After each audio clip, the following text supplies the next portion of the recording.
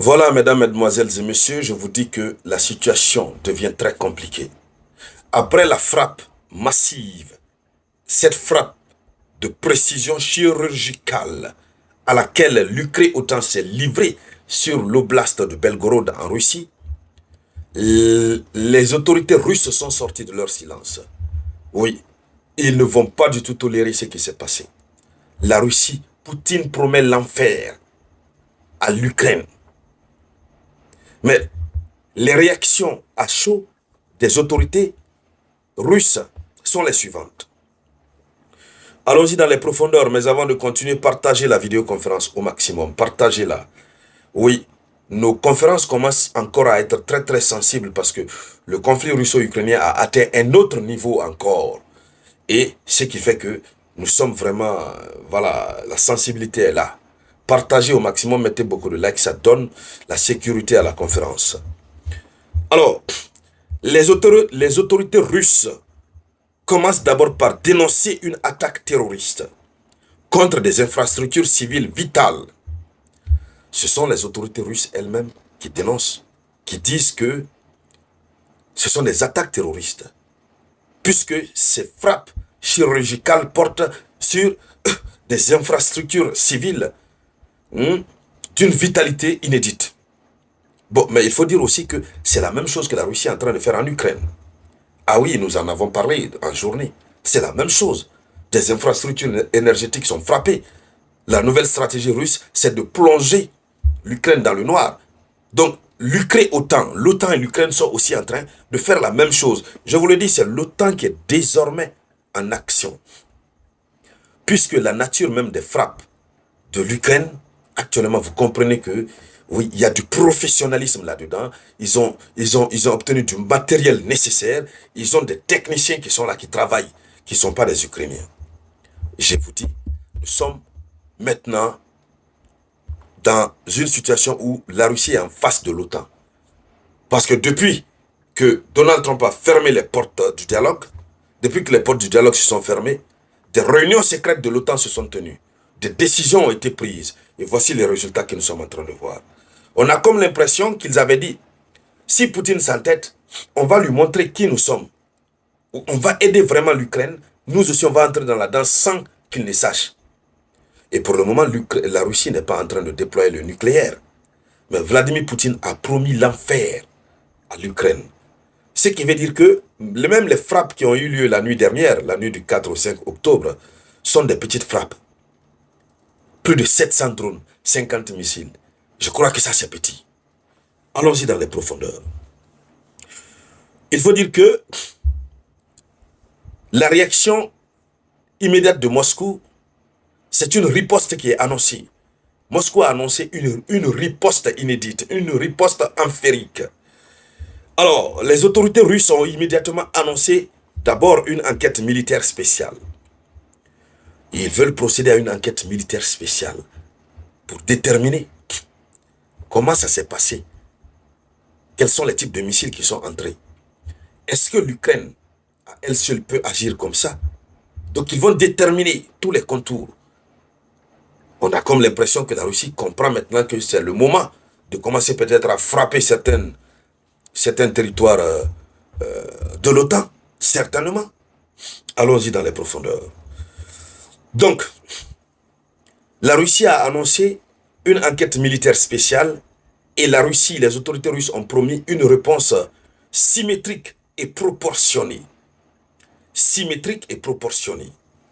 En tout cas, on est content lorsque la Russie dit proportionné, parce que ça ne sera pas disproportionné. Mais ce qui reste clair, Poutine, lui, de son côté, il a promis une riposte amphérique. Alors, les unités de défense aérienne russes ont été renforcées dans les régions de Kursk, Orel et Bryansk pour prévenir de nouvelles frappes. Donc, la Russie est en train de se mettre à la défensive. Hein? Il faudrait comprendre. Pour tous ceux qui sont pro-russes, comprenez. Ici, on donne l'information officielle telle que ça se passe. Hein? Voilà. D'accord? La Russie est forte, elle est puissante. Mais il y a un changement dans le conflit. Et c'est ce changement-là que beaucoup doivent comprendre. Si au départ la Russie frappait seulement, c'est l'Ukraine qui était à la défensive, mais cette fois-ci la Russie frappe et elle se met aussi à la défensive. Ça veut dire que le conflit se passe sur les deux territoires désormais, avec zéro perspective d'aller à des négociations pour un accord de paix. Donc, on a 3 régions qui sont presque mises en alerte maximale. Kursk, Orel et Bryansk. Alors, le ministre russe de l'énergie a dépêché des équipes d'urgence pour rétablir le courant dans la zone. Mais plusieurs zones de Belgorod restent totalement paralysées. Oui, le ministre de l'énergie a fait en sorte que le courant soit redéployé. Mais la panne qui est là, il faut régler ça. Ça va prendre combien de temps? Donc pour l'instant, plusieurs zones de Belgorod restent vraiment dans le noir. Alors, ce qu'il faut dire, des alertes de sécurité ont été émises dans plusieurs villes russes, proches de la frontière. Toutes les villes russes qui sont à la frontière avec l'Ukraine, des alertes de sécurité ont été émises. Et c'est l'une des rares fois, c'est pourquoi j'insiste encore, le conflit a changé. La donne a changé. Oui, on est à une autre dimension du conflit russo-ukrainien. Une autre dimension. Et l'OTAN veut infliger une forme d'humiliation à la Russie. Ça, c'est la première hypothèse. Mais dans la deuxième hypothèse, on a comme l'impression que l'OTAN veut pousser la Russie à utiliser le nucléaire. Mais si jamais Vladimir Poutine se fâche et commence à utiliser le nucléaire, soyez rassurés que l'OTAN va donner le nucléaire à l'Ukraine pour frapper la Russie. Soyez rassurés, soyez-en rassurés. Oui, ça c'est très clair. Là où ils ont hésité de donner des missiles de longue portée à l'Ukraine, même quand ils ont donné les missiles, ils ont dit à l'Ukraine de ne pas frapper la Russie en profondeur. Mais après tout, ils ont ordonné à l'Ukraine. La Russie a menacé, si vous nous frappez en profondeur, on va utiliser le nucléaire, on va faire tel. Ils ont frappé en profondeur. Poutine est calme, il est assis. Il fait des réponses proportionnelles. Mais maintenant, le degré a changé. La situation change.